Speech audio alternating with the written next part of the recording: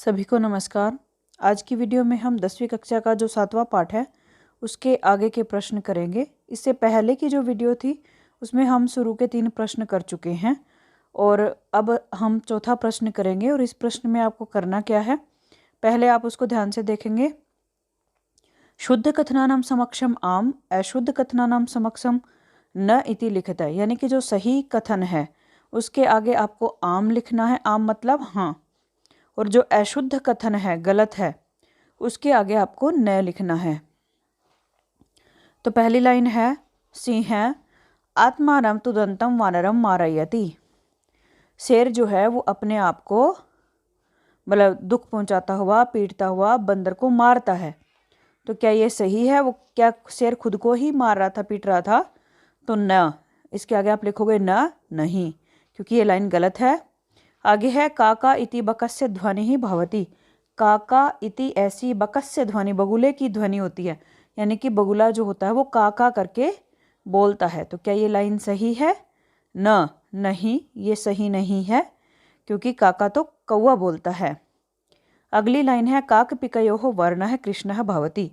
कौवे और कोयल का रंग काला होता है। क्या ये लाइन सही है? आम, आप इसके आगे आम लिखेंगे क्योंकि ये लाइन सही है। आगे है गजः लघुकायः निर्बलः च भवति। गजः मतलब हाथी, लघुकाय मतलब छोटे शरीर वाला, निर्बलः च और कमजोर होता है। क्या हाथी छोटे शरीर वाला और कमजोर होता है?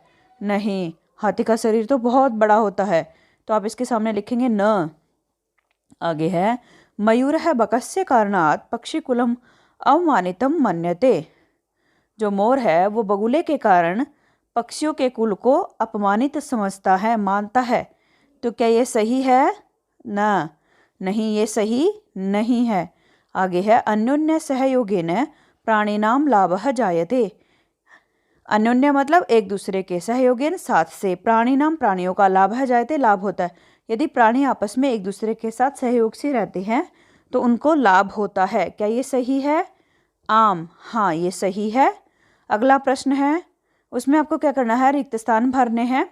मंजूषातः समोचितम पदम चित्वा रिक्त स्थानानि पूरयत। मंजूषा से आपको सही पद चुनने हैं और रिक्त स्थान भरने हैं। तो सबसे पहले मंजूषा दी गई है यहाँ पे, तो उसके शब्दों की हिंदी हम पहले करते हैं। पहला शब्द है स्थित प्रज्ञ है। स्थित प्रज्ञ मतलब जिसकी बुद्धि स्थित है। प्रज्ञा, प्रज्ञा कहते हैं बुद्धि को, ठीक है, मतलब इधर उधर नहीं भटकता रहता जिसका दिमाग। आगे है यथा समयम, यानी कि समय के अनुसार। फिर है मेध्या अमेध्या भक्षक है। मेध्या और अमेध्या क्या होता है? पवित्र और अपवित्र। भक्षक है खाने वाला, मतलब कुछ भी खा लेता है। जो अहिभुक मतलब सांप को खाने वाला, ठीक है, अहि मतलब सांप होता है, भुक खाने वाला। फिर है आत्मश्लाघा हीन है, मतलब खुद की प्रशंसा से जो हीन है। आत्म मतलब अपनी, श्लाघा मतलब प्रशंसा यानी कि बड़ाई, और हीना मतलब रहित यानी कि जो खुद की बड़ाई नहीं करता। और आगे है पिकह, पिकह मतलब कोयल। तो पहला आपका रिक्त स्थान होगा काकः रिक्त स्थान भवति। काकः कौवा, भवति होता है, कौवा क्या होता है? तो पाठ में जो लिखा है आप उसी के अनुसार रिक्त स्थान भरेंगे। तो पहले में आएगा मेध्या अमेध्या भक्षक है। जो कौवा होता है वो पवित्र और अपवित्र कुछ भी खाने वाला होता है। फिर रिक्त स्थान परभृत अपि कथ्यते। भी किसको जो है वो परभृत, झूठ बोलने वाली भी कहते हैं। किसको कहते हैं? पिकह, कोयल को कहते हैं। तो इसी रिक्त स्थान में आप भरोगे पिकह। फिर आगे है बकह अविचलः रिक्त स्थान इव तिष्ठति। जो बगुला होता है वो अविचल है, मतलब बिना विचलित हुए, रिक्त स्थान इव तिष्ठति रहता है। कैसा रहता है? तो इसमें भरेंगे आप स्थित प्रज्ञ है, यानी कि बिना विचलित हुए, मतलब वो हिलता डुलता नहीं है, और स्थित प्रज्ञ उसकी बुद्धि भी स्थित होती है, स्थिर होती है, ऐसा वो रहता है। आगे है मयूरः रिक्त स्थान इति नामना अपि ज्ञायते। मोर जो है वो किस नाम से भी जाना जाता है? तो इसमें आप भरोगे अहिभुक, सांप खाने वाला। मोर सांप को खा जाता है, इसलिए उसको अहिभुक भी कहते हैं। आगे है उल्लूक है रिक्त स्थान पद निर्लिप्त है च आसित। उल्लू जो था वो पद निर्लिप्त, यानी कि उसे पद का कोई लोभ नहीं था, कोई लालसा नहीं थी, ऐसा था। तो इसमें आप भरोगे रिक्त स्थान में आत्मश्लाघा हीन है, कि वो खुद की बड़ाई भी नहीं कर रहा था, ठीक है। अगला है सर्वेशाम एवं महत्वम विद्यते। सभी का महत्व होता है, और इस रिक्त स्थान में आप भरोगे यथा समयम। समय के अनुसार, यानी कि जब ज़रूरत पड़ती है तब सभी का अपना अपना महत्व होता है। ठीक है, ऐसा कभी नहीं होता कि एक ही आदमी का महत्व, एक ही प्राणी का महत्व पूरे टाइम एक साथ चलता रहता है। तो वो जब समय आता है तो उसी के अनुसार सबका अपना अपना महत्व होता है। आगे है अगले प्रश्न में आपको क्या करना है, वाच्य परिवर्तन करना है। वाच्य परिवर्तनम कृत्वा लिखता, वाच्य परिवर्तन करके लिखो। उदाहरण आपको यहाँ पे दिया है, क्रुद्धः सिंह इतस्ततः धावति गर्जति च। ठीक है, ये लाइन है और आपको इसको वाच्य परिवर्तन करना है। अगर वाच्य परिवर्तन करके दिया है तो आपको उसको सिंपल वाक्य में चेंज कर दो, और अगर सिंपल वाक्य दिया है तो आप उसका वाच्य परिवर्तन कर दो, जैसे कर्तृवाच्य का कर्मवाच्य और कर्मवाच्य का कर्तृवाच्य, इस तरह से आपको बनाना है। तो पहला वाक्य है, पहले हम उदाहरण वाला वाक्य देख लेते हैं। तो जो कर्ता होता है उस, अगर वो प्रथमा में है तो उसको तृतीया में बदल दो।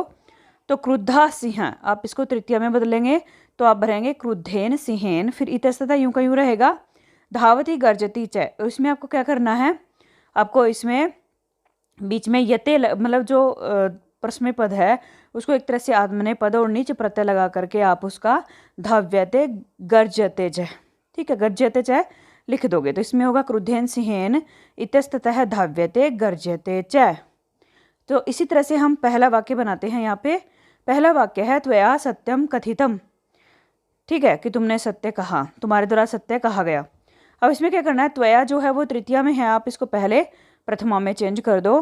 तो यहाँ पे होगा त्वम, सत्यम का सत्यम रहेगा, और कथितम की जगह पे आप कर दो यहाँ पे कथितवान। ठीक है, कथितम में कता प्रत्यय है, और जब कर्मवाच्य होता है, कर्मवाच्य में कता प्रत्यय लगता है, लेकिन कर्तृवाच्य में कतवतु प्रत्यय लगता है। तो आप यहाँ पे कथितम में कतवतु प्रत्यय लगाएंगे तो आपका शब्द बनेगा कथितवान, त्वम सत्यम कथितवान। ठीक है, ये वाक्य आपका बनेगा। आगे सिंह सर्वजंतून पृच्छति, शेर जो है वो सभी प्राणियों को पूछता है। सिंह सर्वजंतून पृच्छति।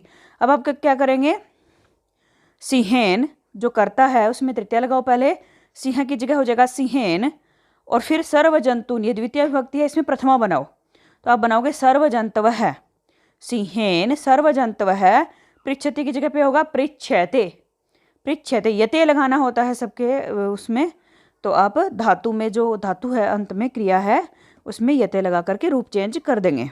आगे है काकः पिकस्य संततिं पालयति, कौवा जो होता है वो कोयल की औलाद को पालता है। तो पहले कौन पालता है, काका कौवा, कर्ता में तृतीया लगाओ, काका का होगा काकेन, फिर पिकस्य का पिकस्य, संततिम की जगह पे हो जाएगा संतति ही, संततिम में द्वितीया है, आप यहाँ पे प्रथमा लगा दो, संतति ही, पालयति की जगह पे होगा पालयते।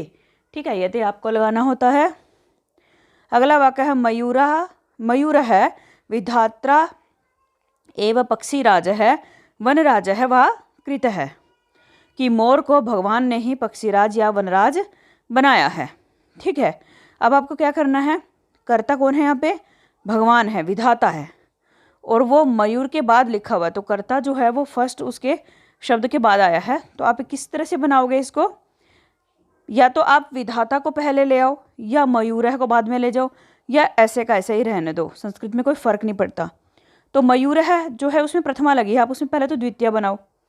ठीक है, तो मयूरम, आगे क्या लिखोगे, विधात्रा का प्रथमा बना दो विधाता, मयूरम विधाता एव, यूं का यूं, पक्षीराज है वनराज है वा, कृत्य की जगह पे क्या होगा, कृतवान, मयूरम विधाता एव पक्षीराज है वनराज है वा कृतवान, या अकरोत, लंग लकार भी आप यहाँ पे लिख सकते हो। उसके बाद है सर्वई खगई को अपि खगः एव वनराज है कर्तुम इष्यते। ठीक है, ये वाक्य है। तो सर्वई खगई आपका कर्ता, उसमें तृतीया लगी हुई है, पहले इसमें प्रथमा बना दो, सर्वः खगः को अपि खगः एव वनराज है, यूं का यूं कर दो। ठीक है, आगे क्या करोगे, सर्वः खगः, इसके बाद को अपि जो लिखा है ना उसमें कर दो कम अपि, खगः एव की जगह कर दो खगम एव, कम अपि खगम एव वनराज है वनराजम कर्तुम इष्यति की जगह पे इच्छति स्म। ठीक है, सर्वः खगः को अपि खगम एव वनराज है कर्तुम इच्छति स्म। ठीक है, आगे है सर्वे मिलित्वा प्रकृति सौंदर्याय प्रयत्नं कुर्वन्तु। अब इसमें क्या होगा, सर्वे मिलित्वा यूं का यूं लिखो, प्रकृति सौंदर्याय प्रयत्नम कुर्वन्तु, मतलब जो धातु है ना केवल उसका रूप चेंज करके आप लिख दो कुर्वेयुः। अगले प्रश्न में आपको क्या करना है, समास विग्रह समस्त पदम व लिखत है, या तो आपको समास करना है या उसका समस्त पद बना के लिखना है। तो पहला शब्द है तुच्छ जीवई, आपको इसका विग्रह करना है, ठीक है। तो विग्रह इसका होगा तुच्छ फिर जीवई, दोनों को अलग अलग कर दो, तुच्छई जीवई, ठीक है, दोनों में तृतीया लगा दो। उसके बाद है, क्योंकि जो जीव का है ना विशेषण है तुच्छ, तो विशेषण में भी वही विभक्ति लगेगी जो शब्द में मूल शब्द में लगी हुई है। उसके बाद है वृक्षोपरि, वृक्षोपरि का विग्रह होगा वृक्षस्य उपरि। उसके बाद है पक्षी नाम सम्राट। अब इसमें आप क्या करोगे, जो आपका पहला शब्द है उसकी विभक्ति हटा दो, मूल शब्द रख लो, मूल शब्द है पक्षी और सम्राट को यूं कहीं जोड़ दो, पक्षी सम्राट। आगे स्थिता प्रज्ञा यस्य सह, आपको इसका समस्त पद बनाना है, तो समस्त पद बनेगा स्थित प्रज्ञ है। उसके बाद है अपूर्वम, नए तत्पुरुष समास है यहाँ पे, तो ए की जगह पे न लिखो और पूर्वम को यूं कहीं लिख दो अलग करके, न पूर्वम। अगला शब्द है व्याघ्र चित्र का, ठीक है, उसका आपको क्या करना है, विग्रह करना है। द्वंद्व समास यहाँ पे होगा, ठीक है, क्योंकि अलग अलग शब्द हैं दोनों का अपना महत्व है। व्याघ्र मतलब बाघ, चित्र का मतलब चीता, तो आप बनाओगे व्याघ्र च चित्रकश्च, व्याघ्र च चित्रकः च, ठीक है, चाहे व्याघ्रश्च चित्रकश्च लिख दो। तो इस प्रकार हमने ये जो 7वां पाठ है 10वीं कक्षा का, उसके प्रश्नोत्तर कंप्लीट कर लिए हैं। अगर आपको ये वीडियो पसंद आए तो लाइक शेयर और सब्सक्राइब कीजिए। धन्यवाद।